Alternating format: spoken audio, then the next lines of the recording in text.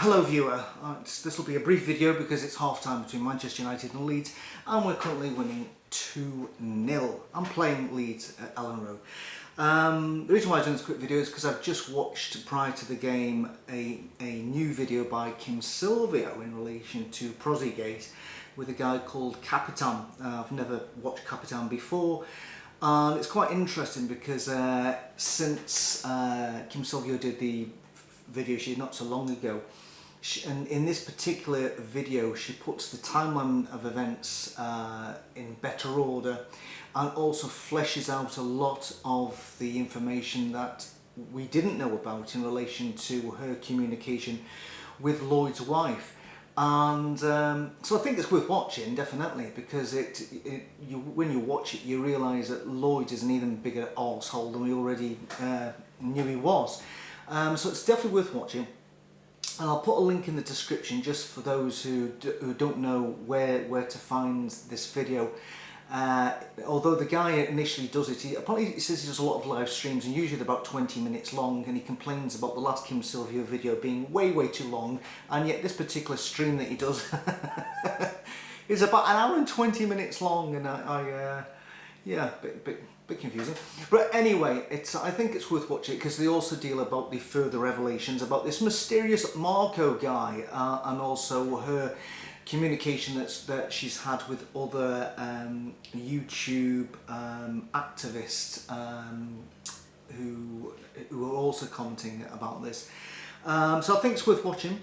So I'll put the link in for you to watch. But there's a really interesting point at the end, which is why I thought I'd do this, is because what she said is that, you know, for ex-Jehovah's Witnesses, maybe it's not a good idea to watch content by ex-Jehovah's Witnesses.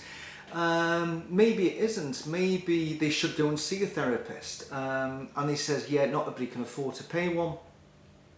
And she even says, I think that Lloyd's wife is seeing a therapist as well, but she says that maybe it's not, you know, we can't afford them, but she says, but there's lots of help online that you can find out as well.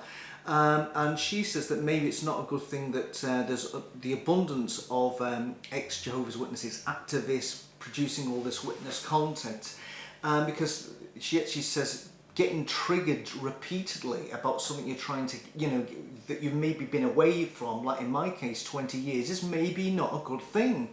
And she has a point. Maybe, you know, watching content from YouTubers in relation to ex-Jehovah's Witness content maybe isn't a good thing. You know, maybe it's you know, it's not good for you spiritually, emotionally, mentally, and probably physically. When, you know, we know that the combination of the other three definitely affect you physically. And she says, you know, she brought that point out, and I thought about, yeah, she's probably right. You know, at the end of the day, what good does it serve? You know, for instance, if you were in a rubbish, if your manager just ended maybe 10 years ago, whatever, would you still keep on playing your wedding video? Would you put that on repeatedly? Oh, the hopes and dreams I had then. Would you put on videos of you on your honeymoon, or put on videos of, you know, go through your, you know, other videos of your holidays when your marriage had ended like a long time ago? And now that you were potentially remarried or in a new relationship, would you go and rehash and think what went wrong there and all the things, and I was fooled, or I did this or she did that? Would you do that? The answer is no, because you cracked on with your life.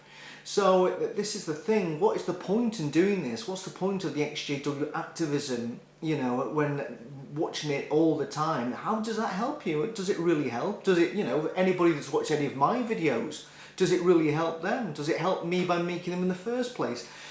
Interesting questions which I'm going to have to think about a little bit more, but I think she's probably right in what she says.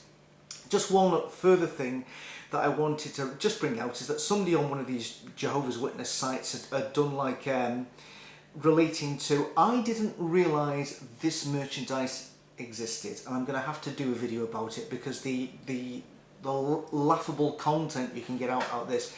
But I didn't know that there were all this merchandise that Lloyd Evans sold under the Reluctant Apostate banner. I didn't know that was there. I'd seen him wearing his Cult Life t-shirts, but I thought he'd made them for himself. I didn't realise that Lloyd Evans has a whole collection on this like reluctant apostate stuff of a whole plethora of things that you can buy, ranging from leggings to jockey tops and hoodies and t-shirts and mugs and masturbation pillow, and what else was there? I just went on a phone covers. It just went on, and I saw somebody had done like a wee skit of this, putting like Lloyd's face or different things that Lloyd's done, but I didn't realise they were actually doing that, photoshopping it on Lloyd Evans merchandise. I thought it was a wind-up until there's one t-shirt of him that says of a cartoon Lloyd, and I thought it was a wind-up until somehow I found this Lloyd Evans Reluctant Apostate store. I couldn't believe what I was seeing. He actually sells t-shirts and hoodies of a comedic Lloyd Evans on his front. Who would buy that? Who would wear it? Would you really go out? And he's even got pictures of himself as well, saying, I think it's like, I don't know what it is, it's like he's got like a couple of his catchphrases which he really thinks are really just, you know, that he's somehow monopolized this catchphrase.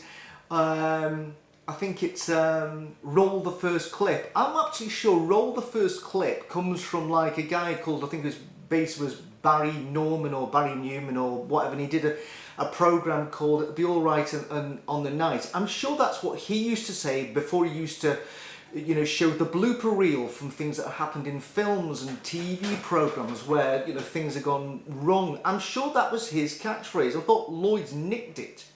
But you can, you know, Lloyd's selling that. And then there's other ones of Lloyd's face, and I think it's like, it's something like, hello viewers. I don't know what it is, but why do that?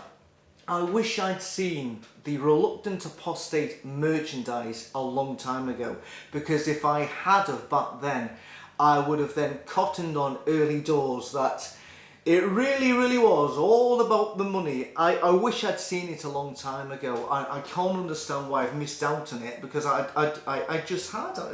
It's just bizarre. I thought these t-shirts were just for him. I didn't realise that he expected people to buy them, and they're not cheap. These t-shirts, mugs and masturbation pillows, you know, are not cheap. But I think I should do a video where we can go through some of them, because I think some of them could be rebranded or reworded in light of further revelations in relation to prozziegate. But anyway, that's it. Wow, this is turning into a kitchen sink drama, which is ironic because just behind me is the kitchen sink. Anyway, I'm going to go back to watch the rest of United, hopefully finishing off Leeds and securing hopefully 4th place for today at least. And you can crack on watching this video, and hopefully you can enjoy it. Anyway, bye.